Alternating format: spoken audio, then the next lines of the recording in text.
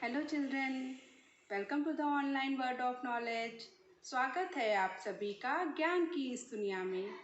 बच्चों, today is Saturday और आज की बाल सभा में मैं आप लोगों को एक कहानी सुनाऊंगी। पर इससे पहले जानते हैं कि कहानी सुनने से हमें फ़ायदा क्या होता है। बच्चों, कहानी सुनने से हमारा मनोरंजन होता है, ये तो हम सभी जानते हैं। पर कहानी सुनने का एक और फ़ायदा भी है। शिक्षा हमें किताबों के माध्यम से मिलती है या शिक्षकों के माध्यम से, पर इस शिक्षा से प्राप्त जो ज्ञान होता है उसको अपने जीवन में हम कैसे अपनाएं, ये हमें कहानियाँ बताती हैं।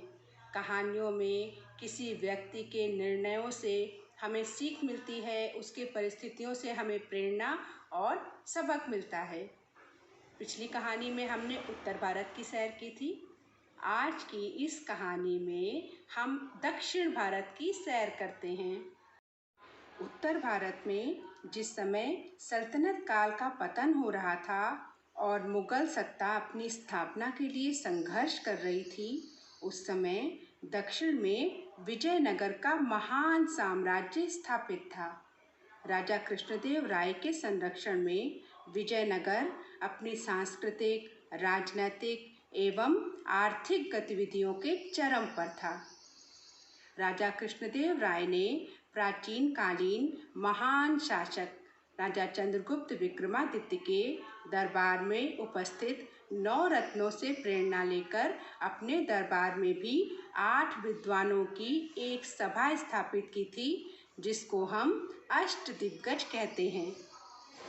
बच्चों, इन्हीं अष्टदिग्गजों में से एक थे हमारी कहानी के मुख्य पात्र तेनालीरामा। तेनालीरामा का वास्तविक नाम तो रामलिंगम था, परंतु तेनाली गांव के होने के कारण वे तेनालीरामा नाम से प्रसिद्ध थे। तेनालीरामा अपनी हाजिर जवाबी और बुद्धिमत्ता के लिए न केवल अपने राज्य में बल्कि दूर दूर तक विख्यात थे। राजा कृष्णदेव राय राज्य के आंतरिक मामलों के अलावा विदेश नीति के मामलों में भी उनकी सलाह को बहुत महत्व दिया करते थे। अपने इन्हीं गुणों के कारण तेनालीरामा राजा कृष्णदेव राय को अत्यंत प्रिय थे और इसी कारण से तेनालीरामा अन्य दरबारियों की ईर्ष्या का कारण भी बन गए थे। अन्य दरबारी तेनालीरामा को नीचा दिखाने का सदैव अवसर ढूंढा करते थे। एक बार इन्हीं दरबारियों के षड्यंत्र का शिकार होकर राजा कृष्णदेव राय ने तेनालीरामा को अपने दरबार से बाहर निकाल दिया। दरबार से निष्कासित होने के बाद तेनालीरामा को दरबार से ना तो कोई पुरस्कार मिलता था और ना ही कोई धन। देखते ही देखते तेनालीरामा की सारी जमा पूंजी खत्म हो गई और उन्हें कर्ज लेना पड़ा। जिस साहूकार से उन्होंने कर्ज लिया था, उसकी निगाह तेनालीरामा के घोड़े पर थी। तेनालीरामा का वो अरबी घोड़ा तेनालीरामा को अत्यंत प्रिय था। साहूकार ने तेनालीरामा के सामने शर्त रखी कि इस घोड़े को बेचकर तुम्हें जो भी पैसा मिलेगा उससे तुम मेरा कर्ज चुका देना। तेनालीराम ने साहूकार की बात मान ली। अगले दिन तेनालीरामा अपने अरबी घोड़े को लेकर बाजार में पहुंच गए। घोड़े की पीठ पर फूलों से लदी एक टोकरी रखी थी। बाजार में पहुंचकर तेनालीरामा ने हाक लगाई, अरबी घोड़ा ले लो, अरबी घोड़ा, मात्र 1 रुपए में अरबी घोड़ा। ये सुनते ही वहाँ भीड़ इकट्ठा हो गई। 8,000 से 10,000 स्वर्ण मुद्राओं में मिलने वाला अरबी घोड़ा मात्र 1 रुपए में, वो कैसे?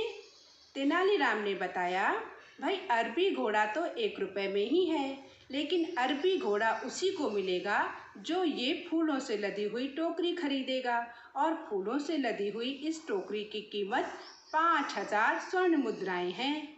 इतना सुनते ही एक व्यापारी आया और उसने 5,000 रुपये में वो फूलों की टोकरी और 1 रुपये में वो अरबी घोड़ा खरीद लिया, क्योंकि उसकी निगाह में ये सौदा अभी भी फायदे का था। साहूकार ने जैसे ही सारा माजरा समझा, वो हाथ मल कर रह गया।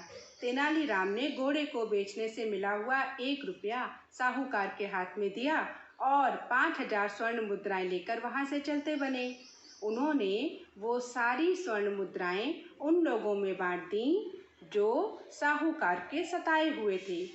राज्य के सभी लोग तेनालीराम की उदारता से परिचित थे और सभी ये चाहते थे कि तेनालीराम वापस राजा कृष्णदेव राय के दरबार में चले जाएं।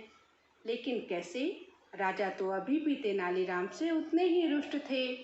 तो तेनालीराम दरबार में कैसे पहुंचेंगे, ये जानते हैं अगली बाल सभा में।